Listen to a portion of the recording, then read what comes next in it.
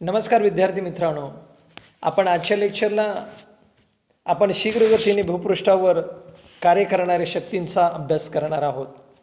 यापूर्वीच्या लेक्चरला आपण भूकंप म्हणजे काय आणि भूकंपाची कारणे व परिणाम हे अभ्यासलेले आहेत. आजच्या लेक्चर आपण ज्वालामुखी व्हॉल्कॅनोज या असणाऱ्या शक्तीचा आपण अभ्यास करणार आहोत. भूकंपाप्रमाणे ज्वालामुखीसुद्धा शीघ्रगतीने कार्य करणारी, भूपृष्ठावर बदल घडवून आणणारी शक्ती आहे. मग ज्वालामुखी म्हणजे नेमकं काय आपण समजून घ्यायचं आहे आणि त्यानंतर ज्वालामुखीची कारणं, त्यानंतर ज्वालामुखीचे प्रकार, परिणाम यांचा अभ्यास मांडायचा. भूगर्भातील तप्त पदार्थ भूकवचापर्यंत किंवा भूपृष्ठावर येण्याची सर्व प्रकारच्या क्रियांचा समावेश ज्वालामुखीमध्ये केला जातो. पृथ्वीच्या अंतरंगातील शिलारस, बाष्प व विविध वायू यांचा उद्रेक होऊन ते भूपृष्ठावर येणे किंवा भूपृष्ठाच्या अंतर्गत भागात संचित होणे याला ज्वालामुखी असं म्हणतात. ज्वालामुखी ही शीघ्रगतीने कार्य करणारी शक्ती आहे. या शक्तीमुळं भूपृष्ठावर फार मोठ्या प्रमाणात बदल घडत असतात. या घडणाऱ्या सर्व बदलांचा अभ्यास आपण या ठिकाणी करायचा आहे. मग हा ज्वालामुखी उद्रेक का घडतो याची कारणे अनेक वेगवेगळी सांगितली जातात. स्क्रीनवर मी ही शेअर केलेली आहे. ज्वालामुखीचा उद्रेक नेमका कोणत्या कारणामुळे होतो याविषयी तज्ज्ञांमध्ये मतांतर आहे. भूगर्भशास्त्रज्ञांच्या मते ज्वालामुखीचे उद्रेक पुढील कारणामुळे होतात. ती कारणं अशी आहेत बघा. भूगर्भातील तापमान वाढ, दुसरं कारण आहे भूपृष्ठाचा अंतर्गत भागावर पडणारा प्रचंड दाब, तिसरं कारण आहे भूपृष्ठाचा कुमकवतपणा आणि चौथं कारण आहे लाव्हा रसाचे भूपृष्ठाकडे प्रवाहित होणे. अशा 4 कारणामुळे भूपृष्ठावर ज्वालामुखीचे उद्रेक घडून येतात. या 4 कारणामधील एक कारण आपण स्पष्ट करू. पहिलं कारण आहे भूगर्भातील तापमान वाढ. पृथ्वीच्या पृष्ठभागावर जसं पृथ्वीच्या अंतर्गत भागात आपण जावं तसं पृथ्वीच्या अंतरंगातील तापमान वाढत जातं. सर्वसाधारणपणे प्रत्येक 32 मीटर अंतर 1 अंश सेल्सिअसने पृथ्वीच्या अंतरंगातील तापमान वाढत असतं. त्याचबरोबर पृथ्वीच्या भूगर्भात भूऔष्णिक आणि रासायनिक क्रियेमुळे सुद्धा तापमान वाढतं. या वाढणाऱ्या तापमानामुळं पृथ्वीच्या अंतरंगातील असणारा रस हा तप्त होतो आणि तो सैरावैरा पृथ्वीच्या अंतरंगामध्ये धावू लागतो. हा तयार झालेला शिलारस किंवा द्रवरस हा भूकवचावर येण्याचा प्रयत्न करत असतो. पृथ्वीचा प्रचंड दाब व उष्णतेमुळे भूगर्भातील तप्त शिलारस जो निर्माण झालाय, हा शिलारस ज्या ठिकाणी भूकवच कुमकवत आहे त्या ठिकाणी भूपृष्ठाला तो भेग पाडून वर येण्यासाठी प्रयत्न करतो. यालाच ज्वालामुखी क्रिया असं म्हणतात. म्हणजे पृथ्वीच्या अंतरंगातील तापमान वाढ हे ज्वालामुखी उद्रेकाचं मुख्य कारण आहे. हे आपणास या ठिकाणी नमूद करता येईल. त्यानंतर दुसरं कारण आहे, ते कारण असं आहे की भूपृष्ठाचा अंतर्गत भागावर पडणारा प्रचंड दाब. भूपृष्ठ आहे याचा अंतर्गत भागावर दाब पडतो. पृथ्वीच्या भूगर्भात अतिउष्ण खडक असतात, परंतु पृथ्वीच्या दाबामुळे ते लवकर वितळत नाही.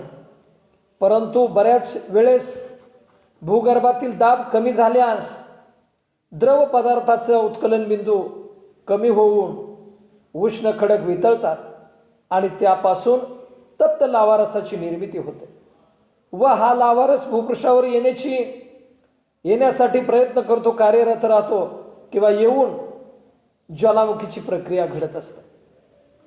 म्हणजे दुसरं कारण आहे, पहिलं कारण आहे भूगर्भातील तापमान वाढ, तर दुसरं कारण आहे भूपृष्ठाचा अंतर्गत भागावर पडणारा दाब. तिसरं कारण आहे भूपृष्ठाचा कमकुवतपणा. भूपृष्ठ सर्वत्र पृथ्वी तलावर सारख्या स्वरूपाचे नाही. ते काही ठिकाणी मृदू आहे तर काही ठिकाणी कठीण अशा खडकांनी बनलेले. ज्या ठिकाणी पृथ्वीचे भूकवच कुमकवत आहे ह्या ठिकाणी भूपृष्ठाला लहान मोठ्या भेगा पडतात आणि या भेगेतून भूगर्भातील तप्त लावारस भूपृष्ठाकडे येण्याचा प्रयत्न करतो. यामुळे ज्वालामुखीची क्रिया घडते. म्हणजे पहिलं कारण भूगर्भातील तापमान वाढ, दुसरं कारण आहे भूपृष्ठाचा अंतर्गत भागावर पडणारा दाब, तर तिसरं कारण आहे भूपृष्ठाचा कुमकुवतपणा.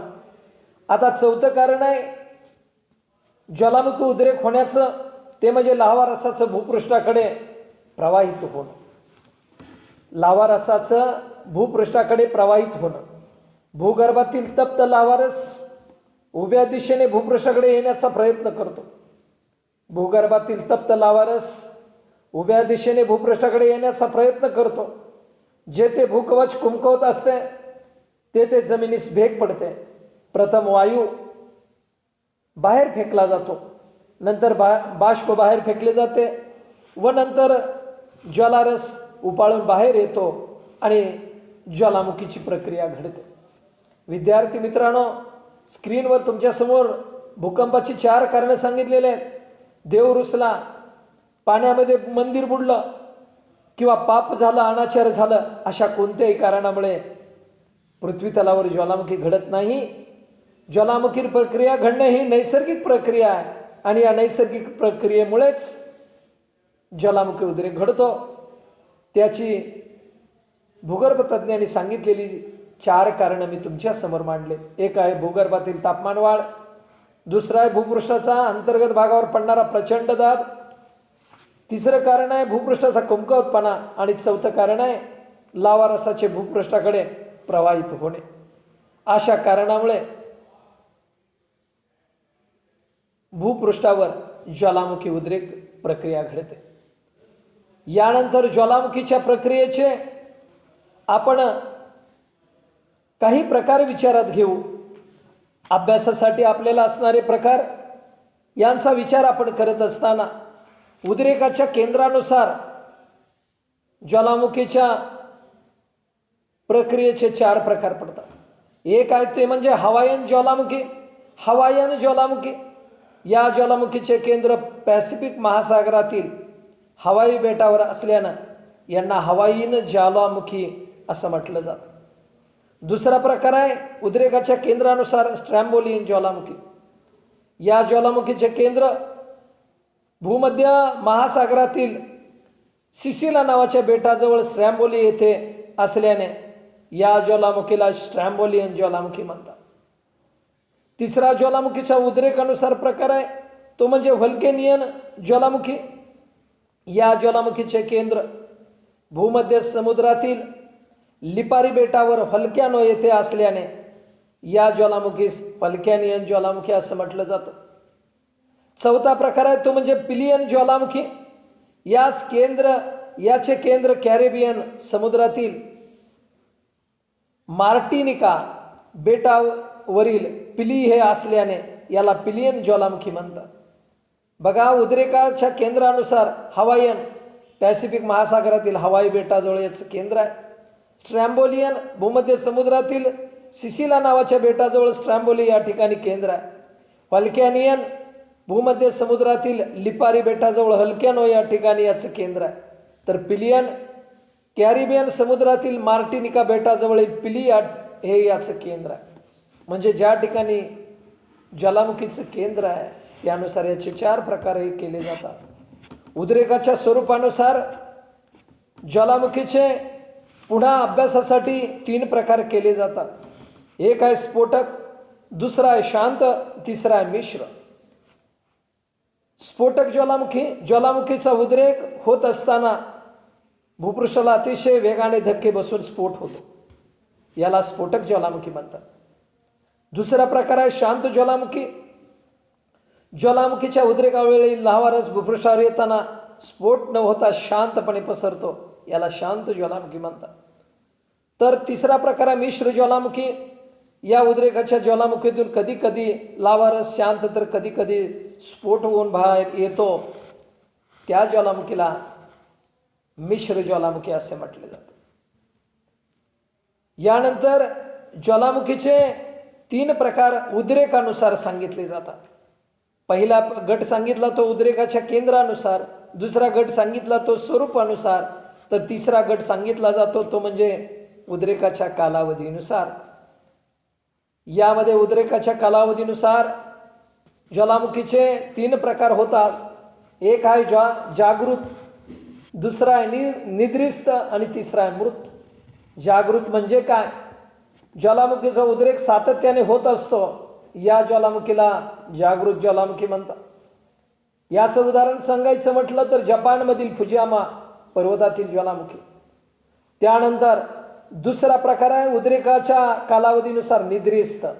ज्या ज्वालामुखीचा उद्रेक थांबलेला आहे पण भविष्यात कधी होण्याची शक्यता नाकारता येत नाही, अशा ज्वालामुखीला निद्रिस्त ज्वालामुखी असे म्हणतात. याचं उदाहरण जर सांगायचं म्हटलं तर इटलीमधील व्हेसुव्हियस. यानंतर तिसरा प्रकार आहे तो म्हणजे मृत ज्वालामुखी. ज्या ज्वालामुखीचे उद्रेक होणे थांबले आहे व भविष्यातही उद्रेक होण्याची शक्यता नाही, त्या ज्वालामुखीस मृत ज्वालामुखी असे म्हणतात. ज्वालामुखीचा उद्रेक होणे पूर्णपणे थांबले, भविष्यात होण्याची शक्यता नाही, अशा ज्वालामुखीला मृत ज्वालामुखी म्हणतात. याचं उदाहरण सांगायचं म्हटलं तर अलास्कामधील ॲनिॲकचॅक हे याचं उदाहरण आहे. विद्यार्थी मित्रांनो, आपण ज्वालामुखी म्हणजे नेमकं काय, ज्वालामुखीची कारणं कोणती आणि ज्वालामुखीचे प्रकार वेगवेगळ्या निकषानुसार यांचा आपण अभ्यास केला किंवा यांची आपण चर्चा केली. यानंतर आपणाला या ज्वालामुखीचे विधायक परिणाम व विध्वंसक परिणाम यांची चर्चा थोडीशी करायची आहे. बऱ्याच वेळेला ज्वालामुखी उद्रेक होतो, त्याचे जीवसृष्टीला फायदे होतात, तर काही वेळेला त्याचे तोटे होतात. मग फायदे कोणते आणि तोटे कोणते याचा आपण विचार करताना त्याचे विधायक परिणाम व विध्वंसक परिणाम या 2 गटामध्ये विभाजन करू. यामध्ये विधायक परिणाम, ज्वालामुखीच्या उद्रेकातून विविध खनिजे बाहेर पडतात, त्यांचा मानवास उपयोग होतो. उदाहरण सांगायचं म्हटलं तर आफ्रिकेतील किंबर्ले येथील हिरेची खाण, स्वीडनमधील लोखंडाची खाण ज्वालामुखीच्या उद्रेकामुळेच मानवाला समजून आली. दुसरा याचा फायदा सांगायचा म्हटलं तर उद्रेकामुळे गरम पाण्याचे फवारे, झऱ्याची निर्मिती होते. उदाहरण याचं सांगायचं म्हटलं तर संयुक्त संस्थानातील मिनिट मॅन व ओल्ड फेथफुल, भारतातील ठाणे येथील वज्रेश्वरी, रत्नागिरीतील डेरवण या परिसरामध्ये आढळणारे संबंधित असणारे ज्वालामुखीचे जे परिणाम आहेत हे विधायक असल्याचं दिसतं. त्यानंतर तिसरा विधायक परिणाम सांगायचं म्हटलं तर लाव्हा रसाच्या संचयनाने कापसाच्या काळ्या जमिनीची निर्मिती होते व ही मृदा शेतीस उपयुक्त असते. दक्खनचे पठार, ब्राझीलचे पठार, कोलंबियाचे पठार याचं उत्तम उदाहरण आहे. चौथा विधायक परिणाम याचा आपण सांगायचं म्हटलं तर ज्वालामुखीच्या उद्रेकामुळे पृथ्वीच्या अंतरंगाचा अभ्यास करता येतो. पृथ्वीच्या अंतरंगाचा अभ्यास करता येतो.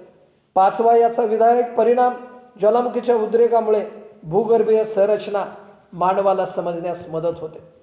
असे याचे विधायक परिणाम आहेत. त्याचबरोबर या ज्वालामुखीचे विध्वंसक सुद्धा काही परिणाम आहेत, त्याची आपण नोंद घेऊ. यामधला पहिला परिणाम आहे ज्वालामुखीच्या उद्रेकामुळे वित्तीय व प्राणहानी मोठ्या प्रमाणात होते. वित्तीय व प्राणहानी मोठ्या प्रमाणात होते. दुसरा परिणाम आहे विघातक, तो म्हणजे ज्वालामुखीच्या उद्रेकामुळे शेतीचं मोठ्या प्रमाणात नुकसान होतं. तिसरा परिणाम आहे भूमिस्वरूपामध्ये बदल होतो, काही भूमिस्वरूपे नष्ट होतात. चौथा परिणाम आहे वाहतूक, दळणवळण, वीज पुरवठा खंडित होते. पाचवा परिणाम आहे सागर तळावरील ज्वालामुखी उद्रेकामुळे सागरी परिसंस्था धोक्यात येते. असे काही विघातक परिणाम सुद्धा या भूपृष्ठावर बदल घडणाऱ्या शक्तीचे आहे. यानंतर आपण जगाच्या पाठीवरील ज्वालामुखी कोणकोणत्या प्रदेशामध्ये नित्यनेमाने होतो याचा विचार आपण थोडासा करू. उष्णकटिबंधीय प्रदेशात 30 अंश उत्तर अक्षांश व 30 अंश दक्षिण अक्षांश अक्षवृत्ताच्या दरम्यान जगामध्ये सर्वात जास्त ज्वालामुखी आढळतात. ज्वालामुखीचे भौगोलिक वितरण पाहता याचे 4 प्रमुख प्रदेश महत्त्वाचे आहेत. ते पुढील प्रमाणे सांगितले जातात. अंक 1 आहे पॅसिफियन महासागराच्या किनाऱ्यालगतचा पट्टा, दुसरा युरेशियन पट्टा, तिसरा अटलांटिक पट्टा आणि चौथा इतर क्षेत्रे. यामध्ये पॅसिफिक महासागराच्या किनाऱ्यालगतचा पट्टा म्हणजे नेमका कोणता पट्टा? जगातील 66% ज्वालामुखी या क्षेत्रात होतात. या पट्ट्यात कुरिल बेटे, जपान, फिलिपाईन्स, इंडोनेशिया, न्यूझीलंड, उत्तर व दक्षिण अमेरिकेचे पश्चिम किनारपट्टी या प्रदेशाचा यामध्ये समावेश होतो. पॅसिफिक महासागरा किनाऱ्यालगतच्या पट्ट्यामध्ये दुसरा जो पट्टा आहे तो म्हणजे युरेशियन पट्टा. ज्वालामुखीचा हा पट्टा युरोप व आशिया खंडातील आल्प्स व हिमालय पर्वत रांगामधून गेला. या पट्ट्याची सुरुवात आइसलँड पासून पुढे कॅनरी बेटे, भूमध्य समुद्र, Armenia, Iran, Balochistan, Himalaya, Myanmar नंतर दक्षिणेकडे वळून पॅसिफिक महासागराच्या पट्ट्यात जाऊन मिळतो. असा युरेशियन पट्टा आहे. तर तिसरा भाग